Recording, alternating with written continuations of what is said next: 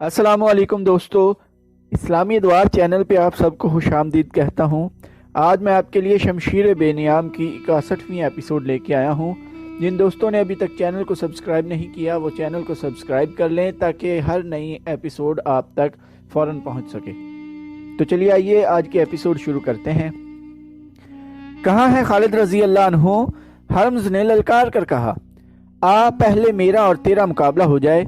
یہ اس زمانے کا دستور تھا کہ جنگ شروع کرنے سے پہلے دونوں فوجوں کے سالار ذاتی مقابلوں کے لیے ایک دوسرے کو للکارتے تھے۔ دونوں فوجوں کے آدمی انفرادی طور پر آگے جا کر تلواروں سے بھی لڑتے تھے اور کشتی بھی کرتے تھے۔ نتیجہ دونوں میں سے ایک کی موت ہوتا تھا۔ جنگ سلاسل میں ہرمز نے خود آگے آ کر خالد رضی اللہ عنہ کو انفرادی مقابلے کے لیے للکارا۔ ہرمز مانا ہوا جنگجو اور بہادر آدمی تھا۔ تیر زنی کی مہارت کے علاوہ اس کے جسم میں بہت طاقت تھی۔ خالد رضی اللہ عنہ کی عمر 48 سال ہو چکی تھی۔ وہ جنگی چالوں کے ماہر تھے۔ ان کے جسم میں اچھی خاصی طاقت تھی، لیکن ہرمز زیادہ طاقتور تھا۔ اس کی للکار پر خالد رضی اللہ عنہ نے گھوڑے کو ایڑ لگائی اور ہرمز کے سامنے جا رکے۔ ہرمز گھوڑے سے اترا اور خالد رضی اللہ عنہ کو گھوڑے سے اترنے کا اشارہ کیا۔ دونوں نے تلواریں نکال لیں۔ دونوں نے ایک دوسرے پر بڑھ بڑھ کر وار کیے۔ پینترے بدلے گھوم گھوم کر ایک دوسرے پر آئے، مگر تلواریں آپس میں ہی ٹکراتی رہیں۔ پھر خالد رضی اللہ عنہ کے ہاتھوں اور پینتروں میں پھرتی آ گئی۔ دونوں فوجیں شور و غل بپا کر رہی تھیں۔ ہرمز محسوس کرنے لگا کہ وہ خالد رضی اللہ عنہ کی تلوار سے بچ نہیں سکے گا۔ وہ تیزی سے پیچھے ہٹ گیا اور اس نے تلوار پھینک دی۔ تلواریں فیصلہ نہیں کر سکیں گی، ہرمز نے کہا۔ آ خالد رضی اللہ عنہ، ہتھیار کے بغیر آ اور کشتی لڑ۔ خالد رضی اللہ عنہ تلوار پھینک کر کشتی کے لیے آگے بڑھے اور دونوں گتھم گتھا ہو گئے۔ کشتی میں ہرمز کا پلہ بھاری نظر آتا تھا، مگر مورخ لکھتے ہیں کہ ہرمز کی چال کچھ اور تھی۔ اس نے اپنے محافظوں کو پہلے سے بتا رکھا تھا کہ وہ جب خالد رضی اللہ عنہ کو اتنی مضبوطی سے پکڑ لے کہ خالد رضی اللہ عنہ ہلنے کے قابل نہ رہیں تو محافظ دونوں کو اس طرح گھیرے میں لے لیں کہ ان کی نیت اور ارادے پر شک نہ ہو، یعنی وہ تماشائی بنے رہیں، اور ان میں سے ایک محافظ خنجر نکال کر خالد رضی اللہ عنہ کا پیٹ چاک کر دے۔ خالد رضی اللہ عنہ اس طرح دھوکہ نہیں دیا کرتے تھے، لیکن ہرمز کمینگی کی وجہ سے مشہور تھا۔ ہرمز کے محافظ آگے بڑھ آئے اور اپنی فوج کی طرح نعرے لگاتے نرغے کی ترتیب میں ہوتے گئے۔ وہ گھوڑوں پر سوار نہیں تھے، وہ گھیرا تنگ کرتے گئے، حتیٰ کہ دونوں کے قریب چلے گئے۔ خالد رضی اللہ عنہ کی توجہ بٹ گئی۔ ہرمز نے پھرتی سے خالد رضی اللہ عنہ کے دونوں بازو اس طرح جکڑ لیے کہ اس کے بازو خالد رضی اللہ عنہ کی بغلوں میں تھے۔ محافظ اور قریب آ گئے۔ ہرمز نے اپنی زبان میں محافظوں سے کچھ کہا۔ خالد رضی اللہ عنہ اس کی زبان تو نہ سمجھ سکے، اشارہ سمجھ گئے۔ انہوں نے خطرے کو بھانپ لیا اور جسم کی تمام تر طاقت صرف کر کے اتنی زور سے گھومے کہ ہرمز کو بھی اپنے ساتھ گھما لیا۔ پھر خالد رضی اللہ عنہ ایک جگہ کھڑے گھومتے رہے۔ ہرمز کے پاؤں زمین سے اٹھ گئے۔ خالد رضی اللہ عنہ نے ہرمز کے بازو اپنی بغلوں میں جکڑ لیے تھے اور اپنے ہاتھ ہرمز کی بغلوں میں لے جا کر اسے گھماتے رہے۔ اس طرح محافظوں کا دائرہ کھلتا گیا اور ان میں سے کسی کو آگے بڑھ کر خالد رضی اللہ عنہ پر وار کرنے کا موقع نہ ملا، لیکن خالد رضی اللہ عنہ کا یہ داؤ زیادہ دیر تک نہیں چل سکتا تھا۔ وہ تھک چکے تھے۔ اچانک ایک طرف سے ایک گھوڑا سر پر دوڑتا آیا جسے ہرمز کے محافظ نہ دیکھ سکے۔ گھوڑا محافظوں کے دائرے کو کاٹتا گزر گیا اور 3 محافظ زمین پر تڑپنے لگے۔ ان میں سے ایک کو گھوڑے نے کچل ڈالا تھا اور 2 کو گھڑ سوار کی تلوار نے کاٹ دیا تھا۔ گھوڑا آگے جا کر مڑا اور پھر ہرمز کے محافظوں کی طرف آیا۔ محافظوں نے اب اس سے بچنے کی کوشش کی، پھر بھی 3 محافظ گرے اور تڑپنے لگے۔ باقی بھاگ گئے اور سوار اپنی فوج سے جا ملا۔ یہ سوار نوجوان کاکا بن عمرو تھا، جسے خلیفہ ابو بکر رضی اللہ عنہ نے کموک کے طور پر خالد رضی اللہ عنہ کی طرف بھیجا اور کہا تھا، جس لشکر میں کاکا جیسا جوان ہوگا وہ لشکر شکست نہیں کھائے گا۔ اس سوار سے نظریں ہٹا کر سب نے ہرمز اور خالد رضی اللہ عنہ کو دیکھا۔ ہرمز پیٹھ کے بل زمین پر پڑا تھا اور خالد رضی اللہ عنہ اس کے پیٹ پر بیٹھے اس کے سینے سے اپنا خنجر نکال رہے تھے۔ خنجر سے حرمز کا خون ٹپک رہا تھا۔ کاکا رضی اللہ عنہ نے حرمز کے محافظوں کی نیت بھانپ لی تھی اور کسی کے حکم کے بغیر گھوڑے کو ایڑ لگا کر محافظوں پر ہلہ بولا اور خالد رضی اللہ عنہ کو بچا لیا تھا۔ خالد رضی اللہ عنہ حرمز کی لاش سے اٹھے۔ حرمز کی 1,00,000 درہم کی ٹوپی خالد رضی اللہ عنہ کے ہاتھ میں تھی۔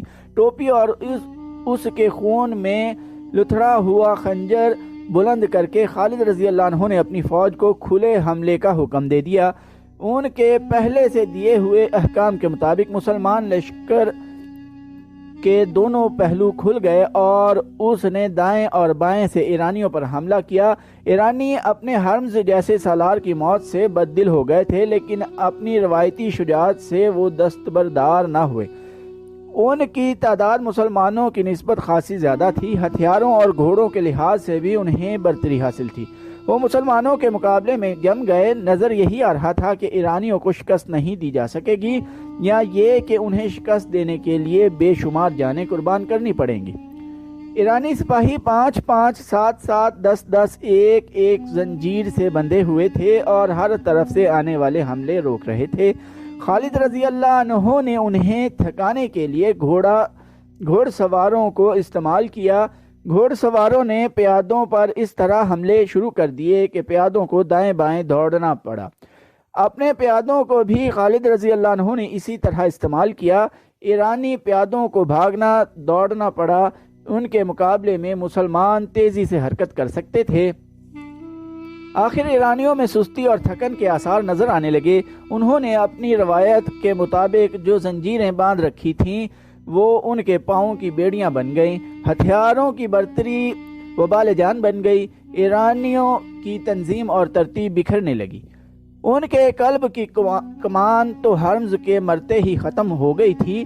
ان کے پہلوؤں کے سالاروں قباز اور انوشجان نے شکست یقینی دیکھی تو پسپائی کا حکم دے دیا۔ پسپا وہی ہو سکے جو زنجیروں میں بندھے ہوئے نہیں تھے۔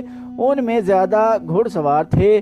قباز اور انوشجان پہلوؤں سے اپنی فوج کی بہت سی نفری بچا کر لے گئے، لیکن قلب کے ہزاروں سپاہی مسلمانوں کے ہاتھوں کٹ گئے۔ یہ تو آتش پرستوں کا قتل عام تھا جو سورج غروب ہونے کے بعد تک جاری رہا۔ شام تاریک ہو گئی تو یہ خونی سلسلہ رکا۔ مسلمانوں نے ایک بڑے ہی طاقتور دشمن کو بہت بری شکست دے کر ثابت کر دیا کہ نفری کی افراد اور ہتھیاروں کی برتری سے فتح حاصل نہیں کی جا سکتی، جذبہ لڑا کرتا ہے۔ اگلے روز مال غنیمت اکٹھا کیا گیا۔ خالد رضی اللہ عنہ نے اسے 5 حصوں میں تقسیم کیا۔ 4 حصے اپنے لشکر میں تقسیم کر دیے اور ایک حصہ مدینہ خلیفہ ابوبکر رضی اللہ عنہ کو بھیج دیا۔ حرمز کی 1,00,000 درہم کی ٹوپی بھی خالد رضی اللہ عنہ نے خلیفہ کو بھیج دی۔ خلیفہ نے یہ ٹوپی خالد رضی اللہ عنہ کو واپس بھیج دی، کیونکہ ذاتی مقابلوں میں مارے جانے والے کا مال غنیمت جیتنے والے کا حق ہوتا ہے۔ یہ ٹوپی خالد رضی اللہ عنہ کی ملکیت تھی۔ یہ دیکھو، باہر آؤ، دیکھو یہ کیا ہے۔ مدینہ کی گلیوں میں کئی آوازیں بلند ہوئیں۔ لوگ دوڑتے گھروں سے باہر آنے لگے۔ جانور ہے؟ نہیں، خدا کی قسم ہم نے ایسا جانور کبھی نہیں دیکھا۔ یہ جانور نہیں، خدا کی عجیب مخلوق ہے۔ عورتیں اور بچے بھی باہر نکل آئے۔ سب کے چہروں پر حیرت تھی۔ بچے ڈر کر پیچھے ہٹ گئے۔ جنہوں نے خدا کی اس عجیب مخلوق کو پکڑ رکھا تھا وہ ہنس رہے تھے، اور وہ آدمی بھی ہنس رہا تھا جو اس عجیب مخلوق کی گردن پر بیٹھا تھا۔ یہ کیا ہے؟ لوگ پوچھ رہے تھے۔ اسے کیا کہتے ہیں؟ اسے ہاتھی کہتے ہیں۔ ہاتھی کے ساتھ ساتھ چلنے والے ایک آدمی نے بلند آواز سے کہا، یہ جنگلی جانور ہے، یہ ہم نے فارس والوں سے چھینا ہے۔ جنگ سلاسل میں جب ایرانی زرتشت بھاگے تھے تو یہ ہاتھی مسلمانوں کے ہاتھ آیا تھا۔ تقریباً تمام مورخین نے یہ واقعہ لکھا ہے کہ خالد رضی اللہ عنہ نے مال غنیمت کا جو 5واں حصہ خلیفۃ المسلمین ابوبکر رضی اللہ عنہ کو بھیجا تھا اس میں ایک ہاتھی بھی تھا۔ مدینہ والوں نے ہاتھی کبھی نہیں دیکھا تھا۔ اس ہاتھی کو مدینہ شہر میں گھمایا پھرایا گیا تو لوگ حیران ہو گئے اور بعض ڈر بھی گئے۔ وہ اسے جانور نہیں، خدا کی عجیب مخلوق کہتے تھے۔ हाथी के साथ इसका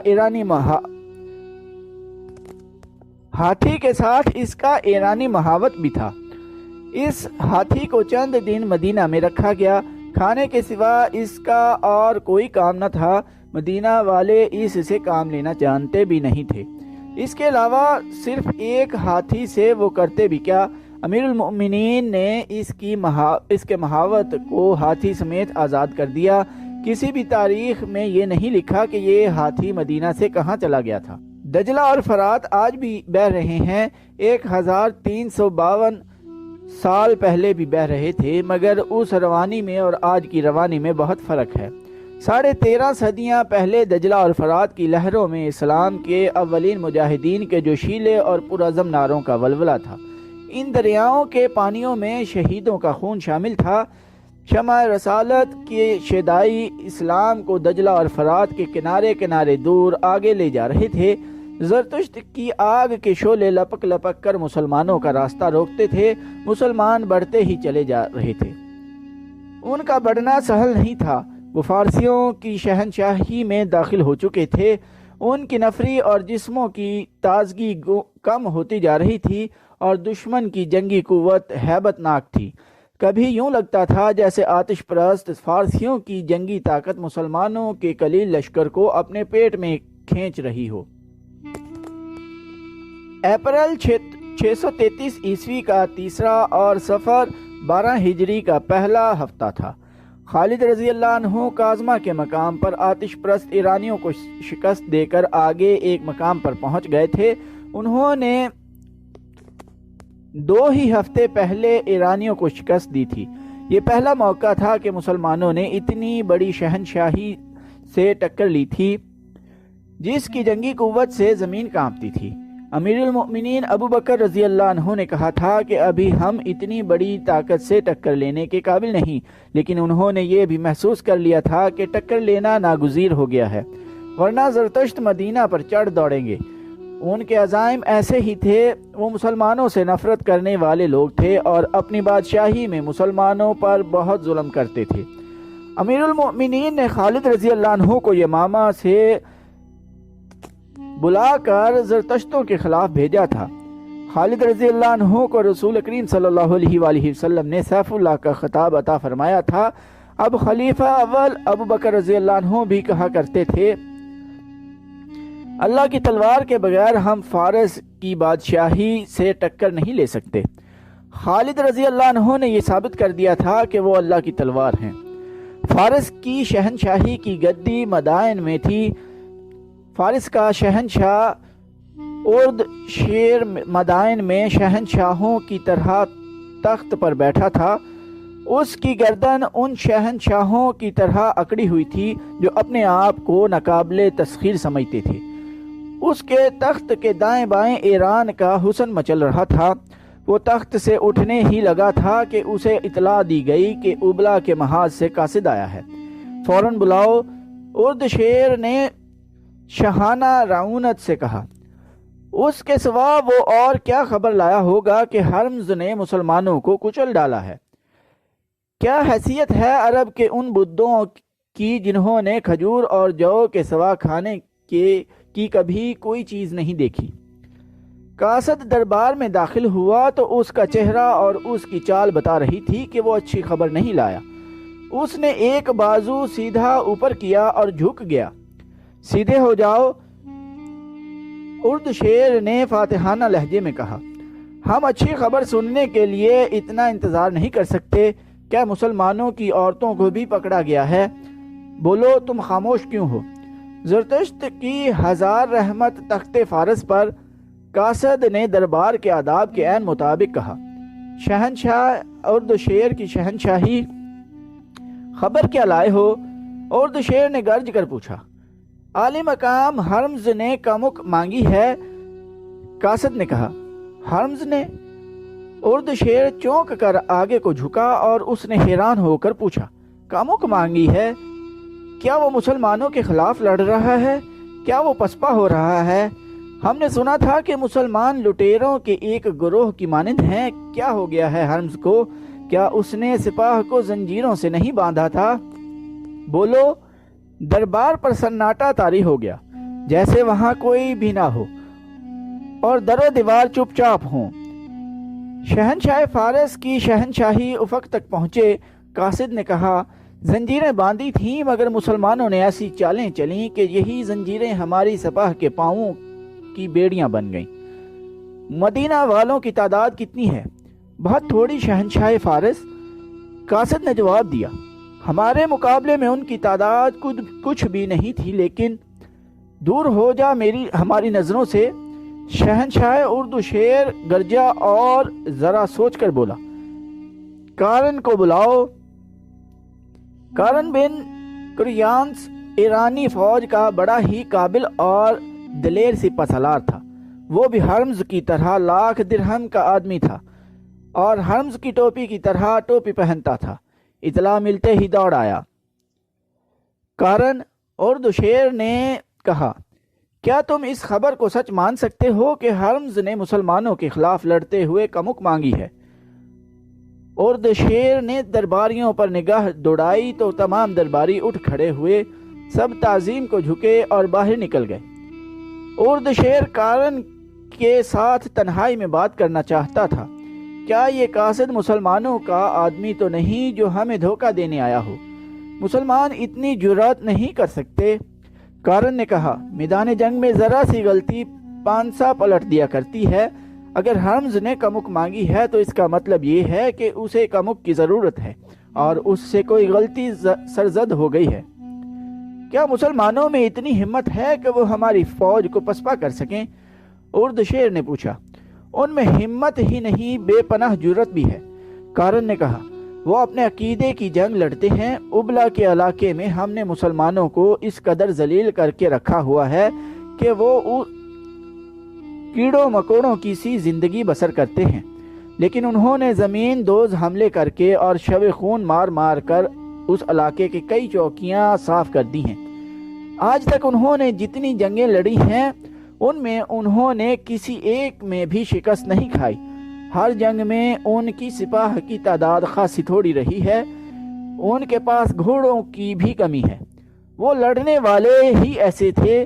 شہنشاہ اردو شیر نے کہا، ان میں کوئی بھی ہماری فوج کا مقابلہ نہیں کر سکتا۔ لیکن مسلمانوں نے مقابلہ کر لیا ہے، کارن نے کہا، اور ہمارا اتنا زبردست سالار ہرمز کا مک مانگنے پر مجبور ہو گیا ہے۔ شہنشاہ فارس، دشمن کو اتنا حقیر نہیں جاننا چاہیے۔ ہمیں اپنے گریبان میں دیانتداری سے جھانکنا ہوگا۔ فارس کی شہنشاہی کا توتی بولتا تھا، لیکن ہمیں اس حقیقت کو نظر انداز نہیں کرنا چاہیے کہ رومی ہم پر غالب آ گئے تھے، اور ہمیں یہ حقیقت بھی فراموش نہیں کرنی چاہیے کہ ہم رومیوں کا سامنا کرنے سے ہچکچاتے تھے۔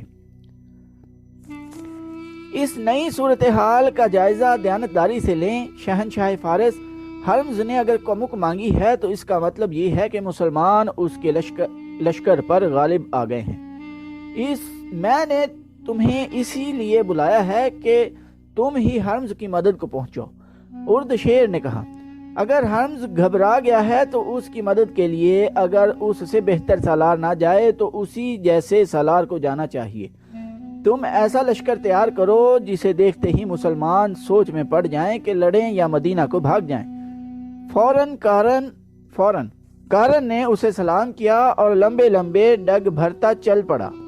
تو دوستو، آج کی ایپیسوڈ ادھر ہی ختم کرتے ہیں۔ چینل کو سبسکرائب کرنا نہ بھولیے گا۔ ٹائم دینے کے لیے شکریہ۔ اللہ حافظ۔